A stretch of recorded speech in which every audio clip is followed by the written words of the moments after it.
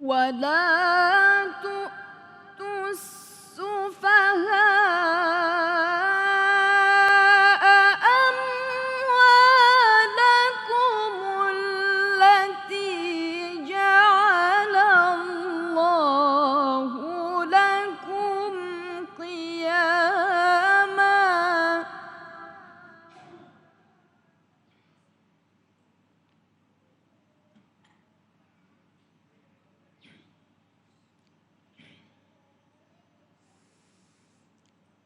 التي جعل الله لكم قياما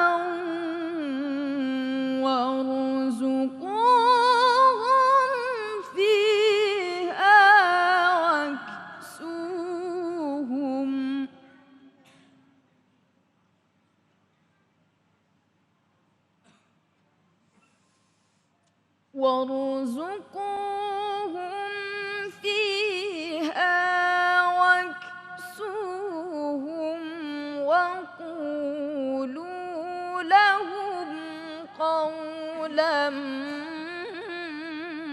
معروفا صدق الله العظيم.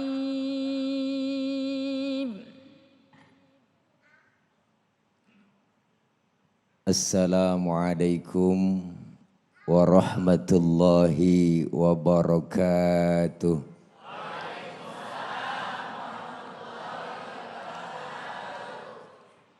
Bismillahi walhamdulillah. Alhamdulillahilladzi amarona wa aujabana bil ibadah. Wassalatu wassalamu ala rasulillah Sayyidina Muhammad ibn Abdillah. La hawla wa la quwwata illa billah. Amma ba'du. Yang mulia segenap para guru, para asatidzah, dan para pemirsa iNews, segenap jamaah Masjid Jami As-Sakinah yang insya Allah hadir dan kumpul kita hari ini senantiasa mendapatkan cucuran limpahan rahmat, taufik dan hidayah. Melanjuti tema kita bahwa seorang pemimpin itu merupakan amanah dari Allah Subhanahu wa Ta'ala. Telah dibahas oleh para guru-guru kita, jelaslah bahwa kita itu semuanya adalah pemimpin. Pemimpin artinya yang menanggung amanah. Menyia-nyiakan amanah adalah khianat. Apa itu amanah? Amanah adalah satu titipan yang Allah berikan buat kita. Maka setiap pemimpin itu akan dimintakan pertanggungjawabannya tentang apa yang dia pimpinnya. Seorang bapak dalam rumah tangga akan dimintakan pertanggungjawabannya tentang keluarga yang dipimpinnya. Seorang RT akan dimintakan pertanggungjawabannya tentang rukun tetangga yang dipilihnya, yang dipimpinnya. Seorang RW akan dimintakan pertanggungjawabannya tentang rukun warga yang dipimpinnya. Seorang lurah akan dimintakan pertanggungjawabannya tentang kelurahan yang dipimpinnya. Seorang camat, seorang bupati, bahkan presiden akan dimintakan pertanggungjawabannya tentang negara yang dipimpinnya. Maka jangan sampai amanah ini kita sia-siakan. Sebagai kepala rumah tangga dititipin anak 5, isinya tuh bocah mabok semua. Bu, yang atu teler, yang atu tenggeng, yang atu nyopet. Benar? Ini salah satu titipan jangan sampai bikin kita sombong. Apa itu titipan? Titipan itu jangan bikin kita sombong. Dikasih titipan sombong, enggak pantas. Dikasih jabatan sombong, enggak pantas. Iya bu? Iya bu? Maka hidup itu enaknya tuh kayak tukang parkir. Tahu tukang parkir? Tuh di tukang parkir Bu, di mall tuh mobil banyak, mereknya cakep, dia nggak sombong. Bener? Enggak. Nanti mobil bersih satu demi satu pergi, dia nggak sedih. Kita belajar dari ilmu tukang parkir, bukan nyengirnya yang kita pakai, nyengir tapi mikir. Benar Bu? Tukang parkir tuh merasa dititipin tapi tidak merasa memiliki. Begitu juga pemimpin, jabatan yang kita pimpin itu satu amanah yang Allah berikan buat kita. Bahkan Allah Subhanahu wa taala menyatakan, innallaha ya'murukum an tu'addul amanati ila ahliha. Sesungguhnya Allah itu memerintahkan kita untuk apa? Menyampaikan amanah kepada yang ahlinya. Maka kita sekarang nih bersyukur para pemimpin-pemimpin kita yang sudah dilantik, yang jadi anggota dewan ya Bu, yang di DPR, MPR itu seharusnya dia kalau udah dilantik suruh baca doa puasa aja dulu. Doa puasa, Allahumma nawaitu sauma godin, puasa dulu. Nahan, kenapa? Jangan minta yang enggak-enggak, pengen yang enggak-enggak, bener Bu? Ini kadang-kadang habis dilantik merdeka, baca doanya, doa buka puasa. Allahumma lakasumtu. Apa aja dimakan Bu? Ya Allah. Kita kepengen tuh pemimpin-pemimpin kita semuanya amanah kepada rakyatnya. Dalam Islam diajarkan bahwa kita dalam sholat aja Bu. Dalam sholat dah. Dalam sholat.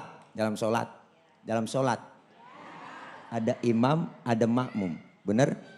Makmum siapa aja boleh. Ustaz dia kan tukang mabok, boleh nggak jadi makmum? Lah boleh, tibang makmum. Bener? Bacaannya nggak fasih Pak Ustaz, boleh? Lah boleh, tibang makmum. Ketinggalan 1 rakaat pun boleh jadi makmum. Maka dalam ilmu fikih nggak ada bab pemilihan imam, makmum. Bener? Yang ada bab pemilihan imam. Imam mau mimpin orang banyak. Kalau imamnya bego, makmumnya geblek. Kacau Po. Dulu kejadian tahun jebot. Ada 4 orang goblok Bu. Sholat di musola. Musolanya udah tua, atasnya pagar banyak tikusnya. Yang satu jadi imam, yang 3 jadi makmum. Pas lagi atahiyat, tikus jatuh di depan imam. Gede, botak. Profesor tikus. Lantaran kaget ini imam mau nyebut atahiyat, kaget tuh tikus jatuh. Batal gak Bang? Batal. Temennya yang belakang maksudnya bagus, mau negor sang imam karena gak ngerti ilmunya dia nyolek. Lagi sholat gak boleh ngomong. Berapa udah yang batal? 2. Temennya yang tengah nyikut, lu juga ngomong. Berapa yang batal udah? 3. Yang satu nih mestinya harus selamat dia. Dia nyaut, untung gue diem aja. Ini PA Bu nih. Lah makanya jadi imam gak sembarangan jadi pemimpin. Syarat jadi imam di masjid aja. Yang pertama syaratnya kudu fasih. Yang fasih dipilih. Yang ngomongnya enak. Yang ngomongnya lemah lembut. Di demo enggak marah. Ya Bu. Yang fase, mohon maaf, yang cadel aja nggak boleh. Cadel, swing, minggir.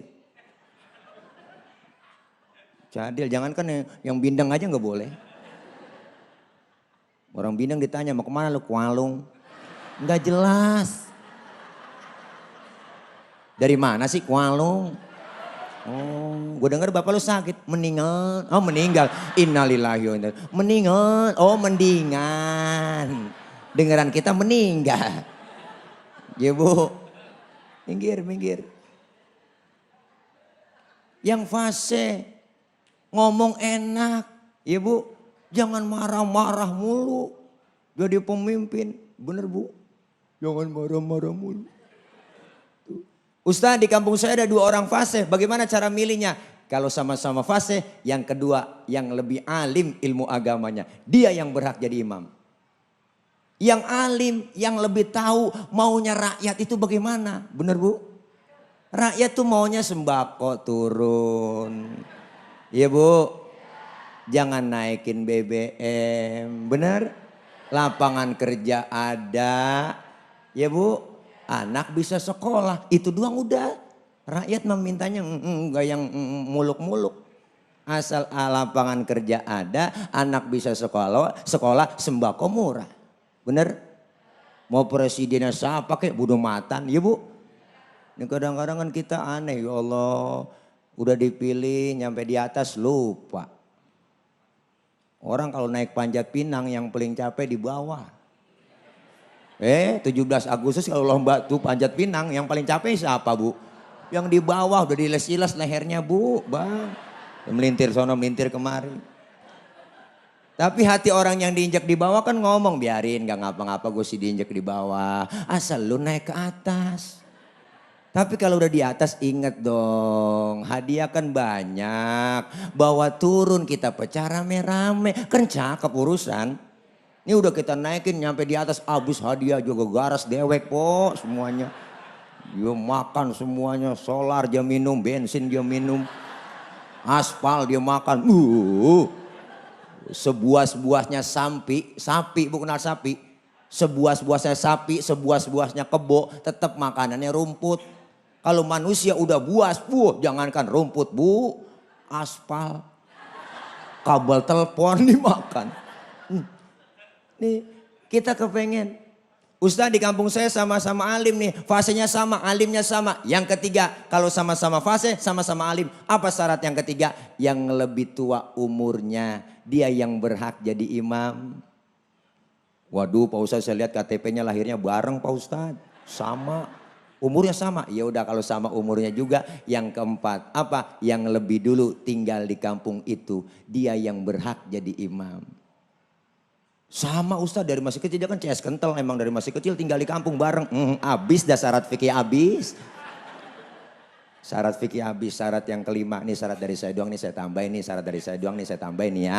Ini syarat dari saya doang saya tambahin nih ya. Nih Pak, kalau alimnya sama, fasenya sama, umurnya sama, tinggalnya bareng juga satu kampung. Ini saya tambahin ini mas syarat dari saya doang ini Mak, yang istrinya lebih dari satu yang berhak jadi imam. Wow, pulang dicegat nenek-nenek ini. Iya, kan dia lebih sabar Bu. Ya, malam ini pulang ke sana dikuncin pintu, malam ini pulang ke sana kuncin pintu. Akhirnya tidur di masjid. Malah di kolong beduk dia tidur. Nih, ayo kita kepengen pemimpin-pemimpin kita nih, setiap kita kan pemimpin dan akan dimintakan pertanggungjawabannya kok. Ya Bu. Maka saudara-saudara kita yang udah pada dilantik, ayo insya Allah mudah-mudahan pemimpin kita sayang kepada rakyatnya dan insya Allah takut kepada Allah. Ini sekarang banyak modelnya Masya Allah. Pemimpin kita takutnya bukan takut sama Tuhan, takutnya sama atasan. Bener Bu? Takut sama atasan, percis anak muda tengah malam naik motor, lampu merah nyodok terus. Di depan diberhenti nama polisi, Prit berhenti, siapa? STNK? Ada Pak. SIM? Punya Pak. Tahu lampu merah? Ya tahu Pak. Kenapa jalan terus? Saya kagak tahu ada Bapak. Enteng banget nyautnya, saya kagak tahu ada Bapak. Nih modelnya masih ditongkrongin, ya Bu. Disiplin kita masih ditongkrongin, kita kepengen semuanya. Mudah-mudahan setiap kita pemimpin itu akan dimintakan pertanggungjawabannya. Dan insya Allah pertanggungjawaban kita diterima oleh Allah Subhanahu wa Ta'ala. Amin. Ya Robbal. Tuh, makanya ayo nih kita Masya Allah. Sosok pemimpin-pemimpin yang luar biasa kita ambil pelajaran banyak. Mana dulu ada yang namanya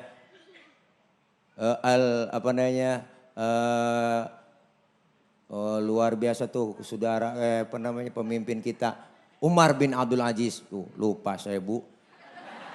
Ibu sih memandangnya seperti itu dengan diriku. Dulu seorang pemimpin namanya Umar bin Abdul Aziz, ketika diangkat jadi khalifah, beliau itu mengucapkan apa yang pertama diucapkan? Yang diucapkan pertama keluar dari mulut beliau, innalillah wa inna ilaihi raji'un. Kenapa? Merasa musibah yang diberikan. Merasa saya bukan orang yang terbaik di antara kalian. Siang dilantik, malamnya pesta. Pesta apa? Pesta air mata, nangis di keheningan malam.